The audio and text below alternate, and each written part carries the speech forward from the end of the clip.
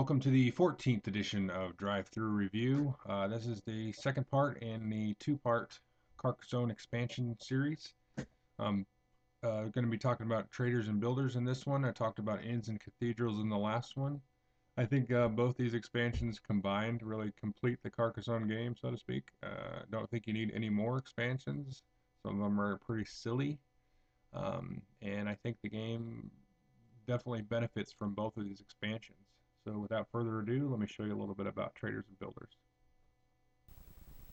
Now this expansion really, in my opinion, completes the game. It makes it worthwhile to play, and it's still a lot of random chance, but it just makes it a little bit more fun and gives you a little bit more decisions to consider when you're playing the game. So let's take the first part of the name of the game is the traders. Well, you can see here I've got a city here, and let's just put Mr. Yellow in that city. And you can see on these tiles there's now a trade good. And this one's got a barrel here, and then this other one's got a barrel. You can see that up there.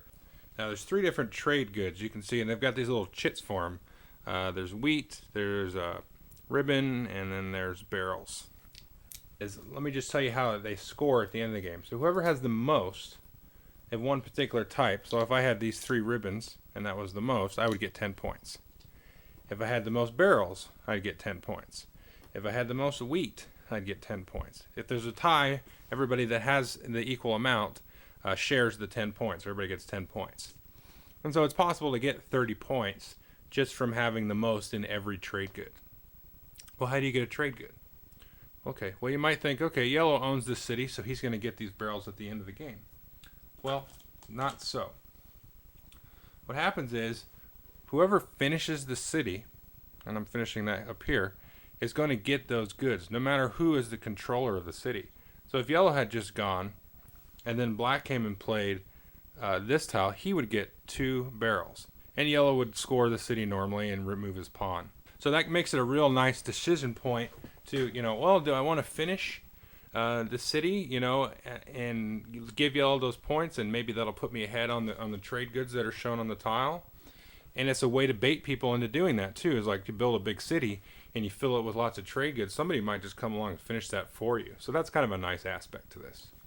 So the other aspect of it, the game, that was the trader aspect, is the builder aspect. So you can see everybody gets 2 new tokens. One is you get this nice little pig, and this guy you get your little builder or architect. Now first let's talk about the architect. Now the architect can be placed in a city that you already have a worker in. You must already have a worker in. You can't use him as a worker to try to claim the city.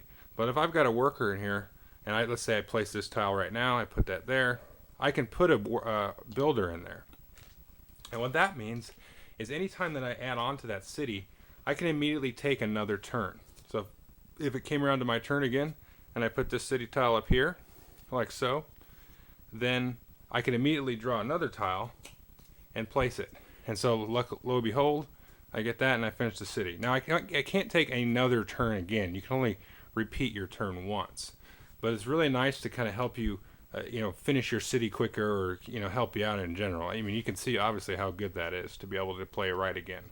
So that's the builder. Now the pig here, oink oink, works the same way as the builder to a certain extent. Now what happens if the pig will go in your farm? So if I had this guy here, and he was my farmer, and on my next turn I went and played this tile here, that tile there, then I could place a pig on a farm that I already owned. And instead of getting another turn here, what he does is he actually makes the farms worth more. So instead of 4 points per city, per the rules that I play by, I get 4 points per city.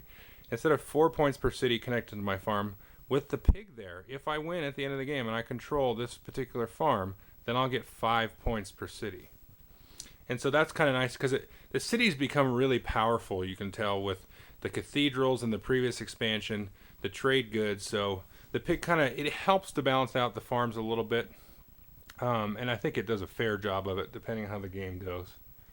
And one nice thing about especially this expansion, and to a lesser extent the inns and cathedrals, is the number of different kind of tiles that are in the game.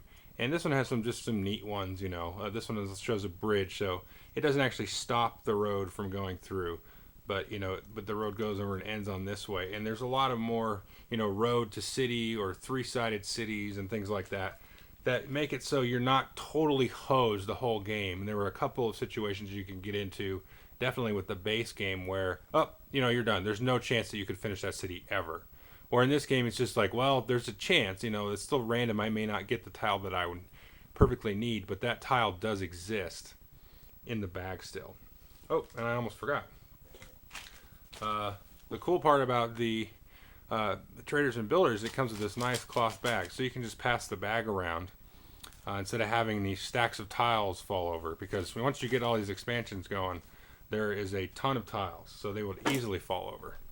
Well, I hope you enjoyed my review of Traders and Builders. If you haven't seen the other video, Inns and Cathedrals, go check it out. Um, these, like I said before, these expansions make the game more enjoyable, I think, and definitely more enjoyable with more players. Um, so, it's a great family game. Kids can get into it. Older folks can get into it. Maybe people that aren't gamers or haven't ever been gamers can get into it. And there's just enough little interesting things that can happen every game to make it fresh. So, thank you.